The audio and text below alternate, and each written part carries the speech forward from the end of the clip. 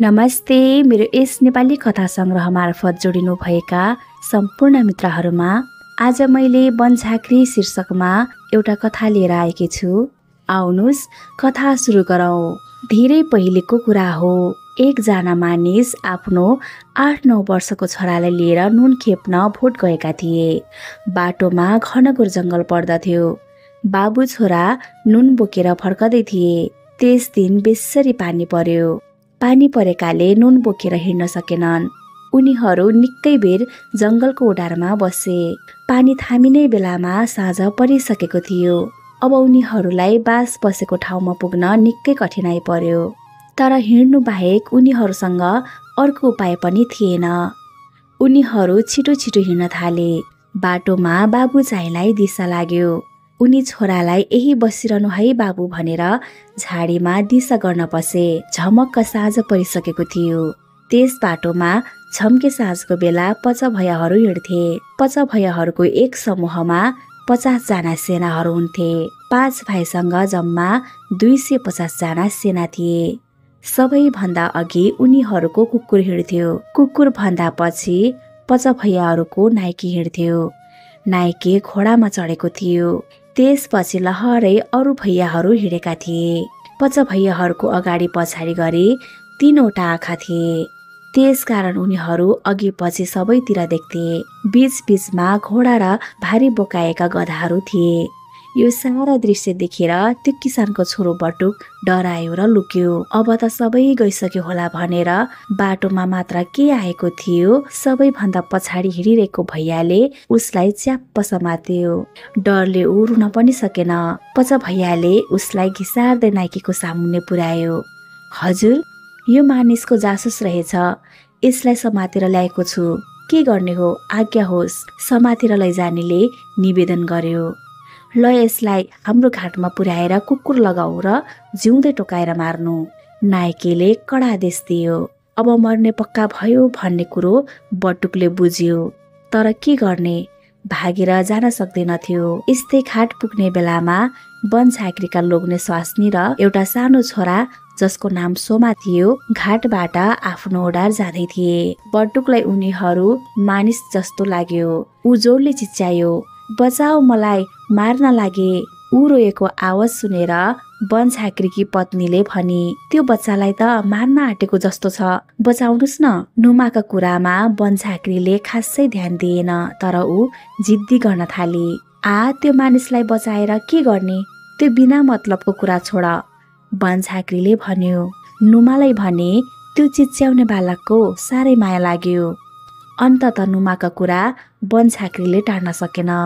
उसले बाण हानेर पचभैयाको बाटो छेक्यो। बाणको आवाज सुनेर पचभैयाहरू सतर्क भए। उनीहरूका कुकुरहरू वनझाँक्रीतिर भुक्दै अघि बढे। ए झाँक्री, पचभैयाको बाटो छेक्ने मूर्खाइ किन गरिस्? कड्केर पचभैयाको नेताले चिच्यायो। हेर पचभैया, मेरो तिमीसँग कुनै दुश्मनी छैन, तर एउटा अनुरोध गर्न आएको छु। त्यो बच्चा मलाई जिम्मा लगाऊ। वनझाँक्रीले पनि कड्केरै बोल्यो। पचभैयाले मानेन। वनझाँक्री र उनीहरू बीच युद्ध हुन थाल्यो। वनझाँक्रीकी पत्नी पनि कम्ती थिएन। उसले पनि युद्धमा पतिलाई साथी। टोक्न अघि बढेका कुकुरहरूलाई उसले बाण हानेर धपाए। वनझाँक्री र पचभैयाहरू मन्त्रतन्त्रको युद्ध गर्न थाले। कहिले आगो बल्थ्यो त कहिले पानी बर्सन्थ्यो। मन्त्रविद्यामा वनझाँक्रीको सामुन्ने पचभैयाको केही लागेन। वनझाँक्रीको मन्त्र बाण हानेर बटुकलाई उछिट्याई आफ्नो पासमा ल्याइ पुर्यायो। बटुक बेहोस भइसकेको थियो। वनझाँक्रीले पचभैयाको बाटोमा कहिले आगो लगाइदिन्थ्यो त कहिले बेसरी पानी पारिदिन्थ्यो। कहिले पर्वत नै उठाएर पहाड ल्याई गिराइदिन्थ्यो। वनझाँक्रीका बुढाबुढीले पचभैयाहरूको दोहोलो काडे। अनि पचभैयाहरू बाबाकी दुहाई भन्दै त्यहाँबाट भागे। पचभैयाहरू भागिसकेपछि वनझाँक्रीले माया गरी बटुकलाई आफ्नो ओडारतिर लग्यो। त्यहाँ पुगेपछि बटुकलाई उनीहरूले उपचार गर्न थाले। जडीबुटी सुगाएपछि उसको होस बल्ल खुल्यो। होस खुलेपछि उसले आफ्नो वरिपरि डरलाग्दा वनझाँक्री देख्यो। वनझाँक्रीका शरीरभरि भुत्ला थिए। वनझाँक्रीको छाती फराकिलो थियो। कपालहरू घुम्रिएका थिए। बनझाँक्रीकी पत्नी नुमा पनि त्यस्तै थिए। उसका स्तन लामा लामा थिए, स्वर अनौठो किसिमको थियो। बच्चा सोमा सानै भएकाले बटुक जस्तै देखिन्थ्यो। ऊ निकै बेरपछि रोयो र नुमालाई अङ्गालो हाल्न पुग्यो। बनझाँक्रीहरूले मानिसको भाषा पनि बुझ्ने हुनाले उसलाई सम्झाए। बटुकले आफ्नो बाबुको कुरा सुनायो। भोलिपल्ट बनझाँक्री बटुक र सोमालाई लिएर बटुकको बाबुको खोजीमा वनमा गयो। डुल्दा डुल्दै उनीहरूले बटुकको बाबुको टोपी भेटायो। अलि पर उनको मरेको शरीर भेटियो। उनलाई बाघले शिकार गरेको कुरा थाहा लाग्यो। आफ्नो बाबुको यस्तो दशा देखेर बटुक धेरै रोयो।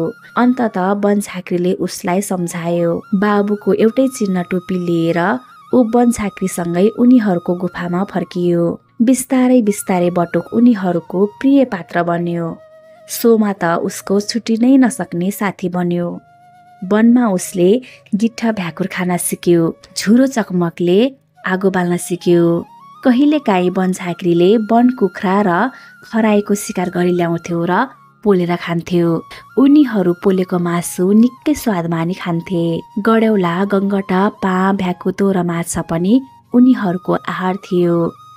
एवं रीतले बटुक वनमा हुर्किन थाल्यो। वनका जनावरहरू उसका साथी भए। बनझाँक्रीले उसलाई रुखमा चढ्ने, एक हाँगाबाट अर्को हाँगामा हाम फाल्ने, धनु बाण हान्ने, शिकार गर्ने कला सिकायो। बिस्तारै बिस्तारै बनझाँक्रीले उसलाई जङ्गली जनावरहरूसँग वार्तालाप गर्ने भाषा पनि सिकायो। माघ महिनाको दिन थियो। सोमा र बटुक गिट्ठा भ्याकुर खोज्न निस्के। बनझाँक्रीकी पत्नी नुमाले माया गर्दै भनी, टाढा नजानु नि, शत्रुहरूको आँखा पर्न सक्छ। बटुकले हस भनेर टाउको हल्लायो। बनझाँक्री र उसका पत्नीले एकसाथ भने, सोमिङ वा शुभयात्रा। सोमा र बटुक बाटोमा जाँदै गर्दा बाटोमा एउटा अजङ्गको भालु देख्यो। भालुले उनीहरूलाई लखेट्न थाल्यो। उनीहरूले भालुलाई जङ्गली भाषामा सम्झाउन खोजे, तर सफल हुन सकेनन्। सायद त्यो भालु अर्कै कुनै जङ्गलबाट आएको थियो। केही सिप्न लागेपछि उनीहरू भाग्न थाले। उनीहरू बाँदरले झै एक रुखको हाँगाबाट अर्को रुखको हाँगामा उफ्रिन पुग्थे। यसो गर्दा गर्दै उनीहरू एक आपसमा छलिए। बटुक सोमालाई नदेखेर आत्तियो। बटुकले कागहरूलाई बोलाएर सोमाको खोज खबरमा सहयोग मागे। कागहरू तत्कालै कोको हल्ला मचाउँदै उडेर एकैछिनमा खबर ल्याएर दिए कि सोमा राक्षसको पन्जाभित्र छ। उसलाई बचाउने भए तिमी तुरुन्तै काली गुफातिर जाऊ। कागहरूको इसारामा बटुक काली गुफा नजिक पुग्यो र चिच्यायो, सोमा। यतिकैमा सोमाको चर्को आवाज आयो, बटुक, राक्षस। बटुक आवाज आएतिरै दौडियो। एउटा भयानक राक्षसले काँधमा सोमालाई बोकेर गुफातिर लैजाँदै गरेको बटुकले देख्यो। बटुकले चिच्याउँदै राक्षसलाई भन्यो, खबरदार, मेरो साथीलाई छोडिदेऊ, नत्र म। बटुकको कुरा सुनेर राक्षस बेसरी हाँस्यो। ऊ यसरी हाँस्यो कि ऊ हाँस्दा जङ्गल नै थर्कियो। चराहरू समेत आत्तिएर उडे। राक्षस बटुकतिर फर्कदै भन्यो, आइजी फुच्चे, आज मलाई दैवले दुवैवटा फुच्चेलाई खानु भनेको रहेछ। दुःखै नगरी दुवै फुच्चेहरू घरमै आइपुगे। यति भन्दै ऊ हाँस्यो। त्यो राक्षसका आँखा आगोको कोइला जस्ता देखिन्थे र बोल्दा मुखबाट आगो निस्कन्थ्यो। उसका घुम्रिएका कपाल हावामा हल्लिरहेका थिए। यो देखेर बटुक चिन्तामा पर्यो। राक्षस बलवान छ, अब कसरी लड्ने? कुनै जुक्ति सोचेन भने त यसले हामी दुवैलाई मारिदिन्छ। यति सोचेर बटुकले भन्यो, राक्षस दाइ, खुरुक्क सोमालाई छोड, अन्यथा के गर्छस् त फुच्चेले? अब मर्ने पालो तेरो। बटुक पनि हाँस्यो अनि भन्यो, म किन मर्ने? तिमी आफै मर्नेछौ। मेरो साथीले भर्खरै मसानी प्रेतबाट वरदान पाएको छ, जसले यसलाई कुभलो चिताउला ऊ एक दिन एक रात भित्र मर्नेछ भनेर भनेको छ। त्यसैले यसलाई चलाउन बेकार छ। बुद्धि छ भने छोडा उसलाई, बरु माफी पनि माग, तिम्रो ज्यान पनि बच्नेछ। बटुकका कुरा सुनेर राक्षस हच्कियो अनि भन्यो, त्यसो भए म तँलाई खान्छु। राक्षस सोमालाई त्यही छोडेर बटुक भएतिर दौडियो। त्यति नै बेला बटुकले सोमालाई भाग्नु भनेर भन्यो र आफू चाहिँ अग्लो रुखमा चढ्न थाल्यो। बलवान राक्षसको लागि त्यो के नै थियो र? उसले एक हातले नै त्यस रुखलाई उखेलेर फालिदियो। बटुक मुस्किलले अर्को रुखको हाँगामा हम्फाल्यो। अन्तत राक्षससँग फुत्किने बाटो नभएपछि राक्षससँग युद्ध गर्न बाहेक बटुकसँग अर्को विकल्प थिएन। राक्षस मायावी थियो। उसलाई युद्धमा हराउन त्यति सजिलो थिएन।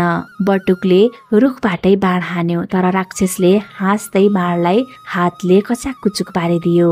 अन्तत बटुकले वनझाँक्रीले सिकाएको मन्त्र पढेर एउटा वायुपङ्खी घोडा बोलायो अनि त्यसैमा आफू र सोमालाई चढाएर उड्न थाल्यो। राक्षस आफ्नै मन्त्र बलले घोडाको पछि पछि उड्यो। कागका बथान आएर राक्षसमाथि एकैपटक खनेर उसलाई जमिनमा खसाल्यो। तर राक्षस तुरुन्तै उठ्यो अनि आगो उगल्दै पछि पछि दौडियो। आगोको कारणले कागहरू नजिक आउन सकेनन्। राक्षस फेरि आकाशमा उड्न थाल्यो।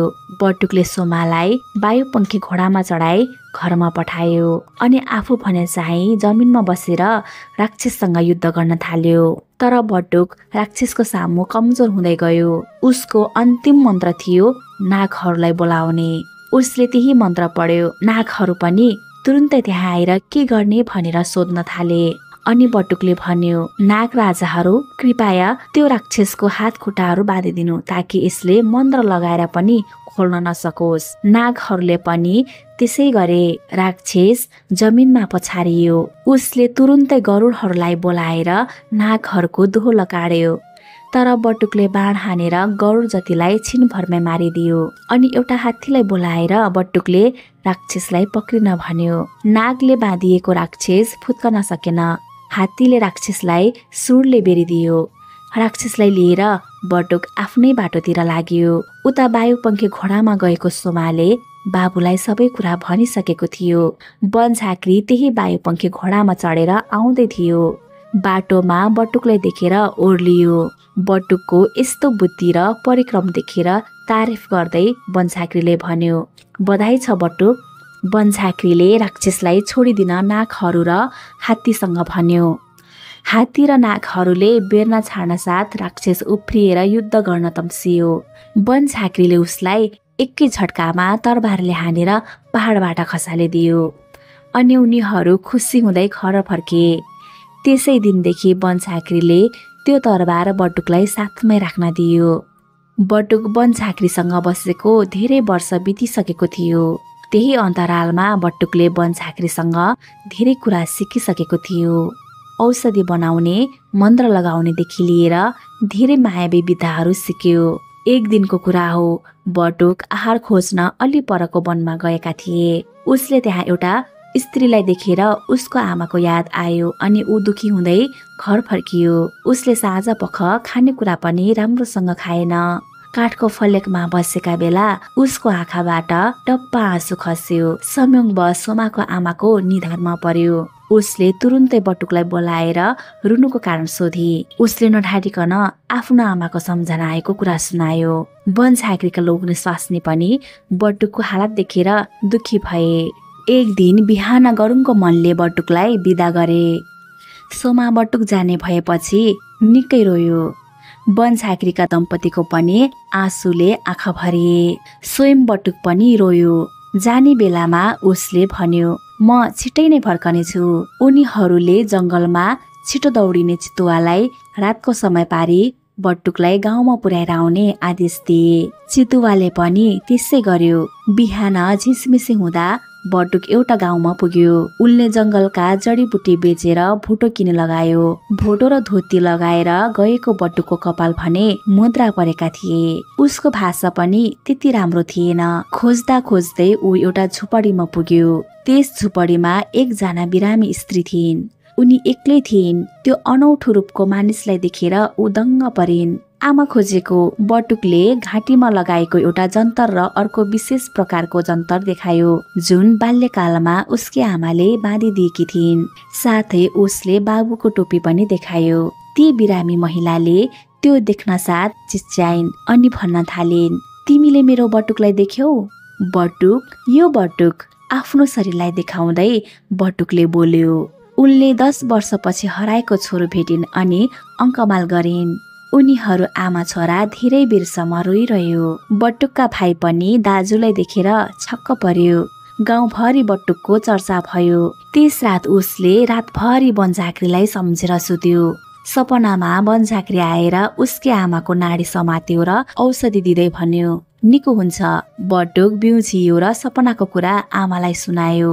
आमाले पनि त्यस्तै सपना देखेकी रहेछिन्। तर अचम्म बनझाँक्रीले सपनामा दिएको औषधि त्यही थियो। बटुकले त्यो औषधि आमालाई सेवन गरायो। जस्तै मै हुँ भन्ने वैद्यहरूले पनि निको पार्न नसकेको रोग निको हुँदै गयो। बटुकले समाज र छरछिमेकलाई चिन्यो, तर कोही पनि आफ्नो जस्तो लागेन। उसको आफ्नो भन्नु नै तिनै आमा मात्रै हो कि जस्तो लाग्यो। कसैले त उसलाई जङ्गली भनेर पनि खिल्ली उडाउँथे। तर बटुक भने कसैसँग पनि रिसाउँदैनथे। 2 महिना बितिसकेपछि बटुकले बनझाँक्रीको परिवारलाई सम्झिन थाल्यो। एक रात उसले सपनामा सोमा बिरामी भएको देख्यो। सोमा बटुक बटुक भनेर चिच्याइरहेको थियो। बटुक झसङ्ग भई बिउझियो। उसले आमालाई सपनाको कुरा गर्यो, तर आमाले सपना त सपना हो बाबु भनेर सम्झाउन खोजिन्। तर बटुकले चित्त बुझाएन। त्यसपछि बटुकले आमालाई भन्यो, आमा, म एकचोटि बनझाँक्रीलाई भेटेर आउँछु। उनीहरूले पनि मलाई जीवन दिएका हुन्। माने भने म उनीहरूलाई पनि यही लिएर आउनेछु।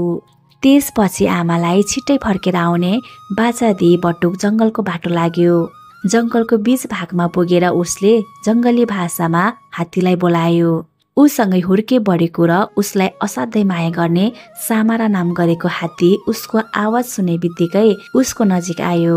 अनि उसले बटुकलाई बोकेर बनझाँक्रीको गुफातिर बढ्यो। त्यहाँ पुग्दा साँच्चै सोमा बिरामी भएको पायो। सोमा बटुककै नाम लिए बरबराइरहेको थियो। बनझाँक्रीका दम्पति छेउमा बसेर रोइरहेका थिए। यो देखेर बटुकका आँखा पनि रसाए। तुरुन्तै सोमालाई अङ्कमाल गर्यो। बटुकलाई देखेर बनझाँक्रीका दम्पति पनि खुसीले आँसु पुछ्न थाले। बटुक पुगेकै दिनदेखि सोमाको व्यथा पनि निको हुँदै गयो। जङ्गलका सबै जनावरहरू जो बटुकका साथीहरू थिए, ऊ आएको खबर सुनेर सबै भेला भए। बटुक सबैसँग न्यास्रिएको थियो। पछि गाउँ गएर बटुकले आमालाई पनि त्यही लिएर आयो अनि बनझाँक्रीका परिवारसँग बस्न थाल्यो। भनिन्छ अहिले पनि कालीवनमा बनझाँक्रीको घर देख्न पाइन्छ। यो कथा धादिङ जिल्लामा प्रचलित कथा रहेको छ। यो थियो आजको कथा। आजको कथा हजुरहरूलाई कस्तो लाग्यो? यदि हजुरहरूलाई यस्तै अरू नेपाली कथाहरू पनि सुन्न चाहनुहुन्छ भने मेरो युट्युब च्यानललाई सब्स्क्राइब गरिदिनुहोला। साथै मन परेमा लाइक, कमेन्ट, सेयर पनि गरिदिनुहोला। धन्यवाद।